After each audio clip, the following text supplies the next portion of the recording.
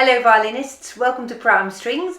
I'm Henriette and this is lesson 54 in the Violin Class for Beginners Crickboom course. Today we are learning, if you have a red book, number 80 on page 34, and part of this piece is appearing in the green book as number 110 on page 28, but I'll put a link to the full version down below this video in the description, so if you have a green book you can play half from your book and the other half you might play by ear, or alternatively you can click on the link and find it there. In this lesson we're going to explore the notes on the G string further today, and we're going to add a new note which is the B flat, and that is the second finger played next to the first finger, so a low second finger. Let me play the song for you first.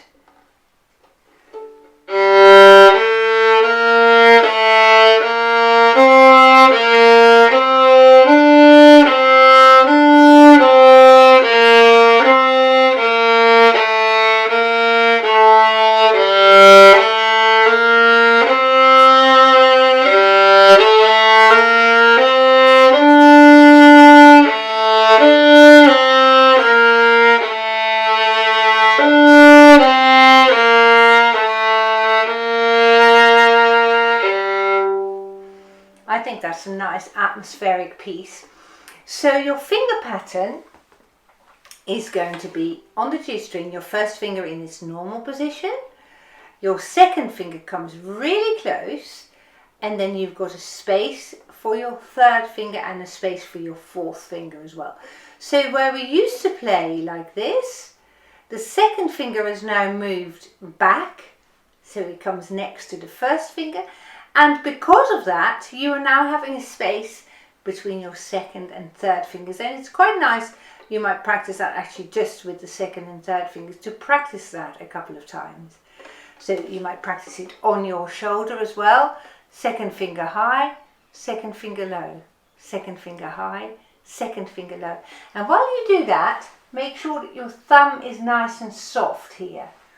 Okay, so practice that a little bit more. And in this lesson today we're going to play that second finger close to the first finger. So let's pick up your bow and let's play this. I'll count us in for 3.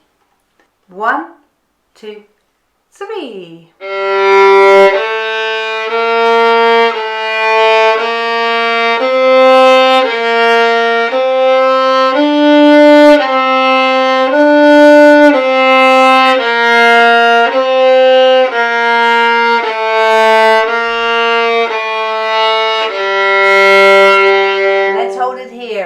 Shall we?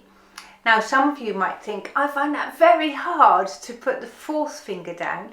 That is quite hard, and your fourth finger will stretch as you progress with this song, so not to worry too much about it.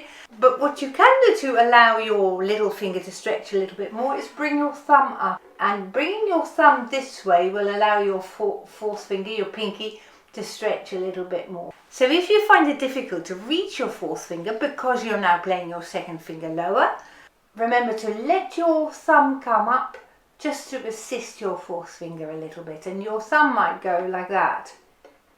Can you see that? It comes up as my fourth finger comes on the string.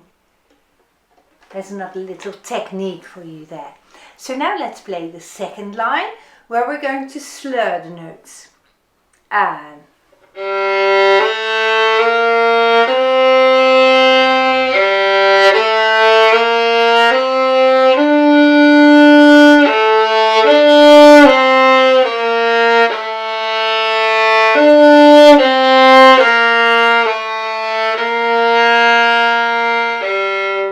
that's brilliant. Really good practice.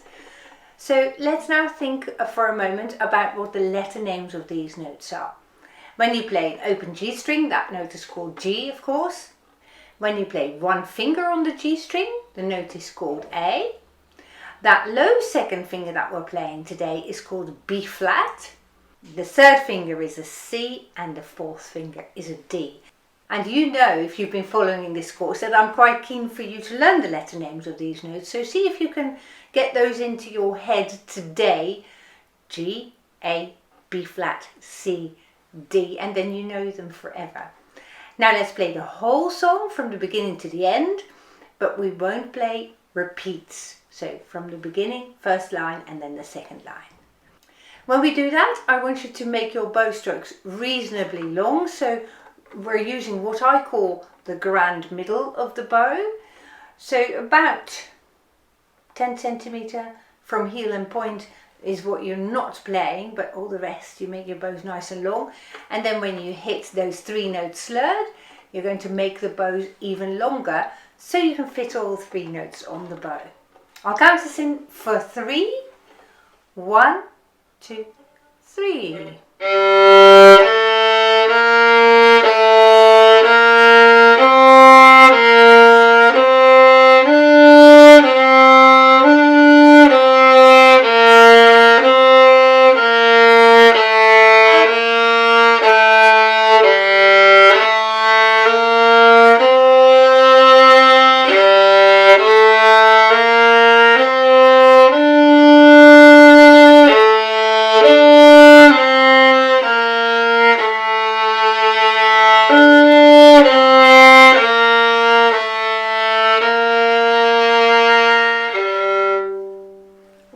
Lovely. It's a lovely song, this. A short song, but a very, very pretty one, I think. Now I just for a moment want to focus on the slurred version. So when you play 3 counts to a bow. Because your bow is so long, you're going to have to make even a greater effort than you've already been doing to make that bow stroke straight. So you end your bow stroke after 3 notes with your hand right in front of your body, right here. And I'll show you that. Can you see that? My hand was here when I finished my bow stroke. So if you find yourself playing like this, you lose contact with this bow on the string. Can you see that right here? It's slipping across the fingerboard. And that is because my arm has gone to my side again. I know you've got lots of things to think about already with that low second finger, but let's just see if we can this time focus on the bow being straight. Okay, here we go. Just the slurred section now, and...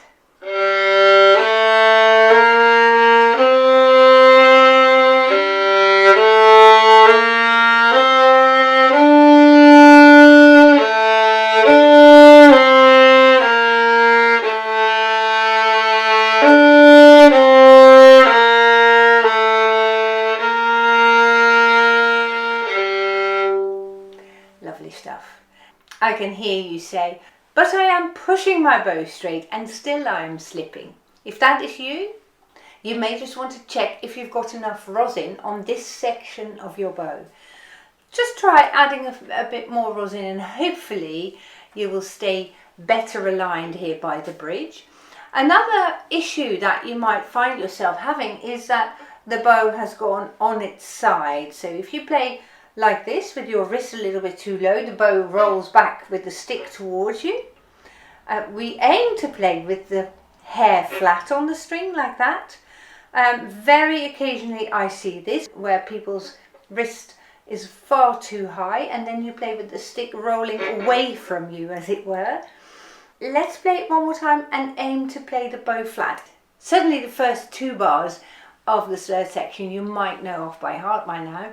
Just look at your bow and check what's going on there, because you may have accidentally rolled the bow forwards or backwards. Have a look. 1, 2, 3.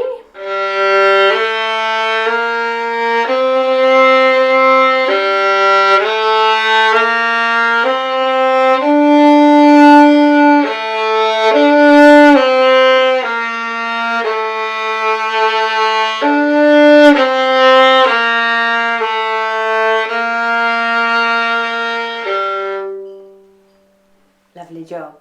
And you see, the first step of getting better at violin playing is to observe what is going on in the first place, isn't it? So if you find that for some reason it's not working, check all the points that I've made before and see if you can one by one tick them off your list and think, oh yes, I am bowing straight. Oh yes, I am moving my thumb up. Oh yes, I have rolled my bow a little bit. Be careful that you don't try and sort out everything in one go, because that is multitasking to the max. But start with one thing, and then once you've got that covered, have a go at the next issue and so on.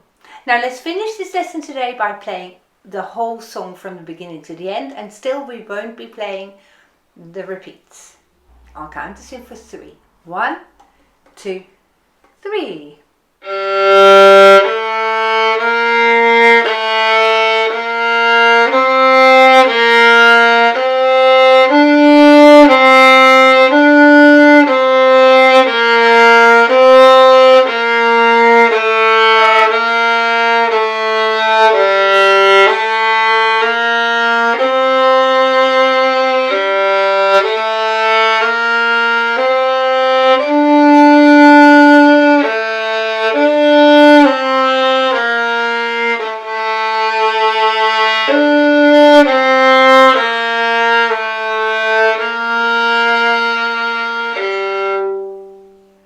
Well done, well done. You have again today improved your technique. Super job. So I hope you've enjoyed this video. If you have, please use the comments section down below this video to write about it, so that your fellow students and I can read how people are getting on. It's really interesting for us all to see. And you may even yourself pick up 1 or 2 points that your fellow players are making in these comments. So thank you very much for watching, and I very much look forward to seeing you again soon. Goodbye.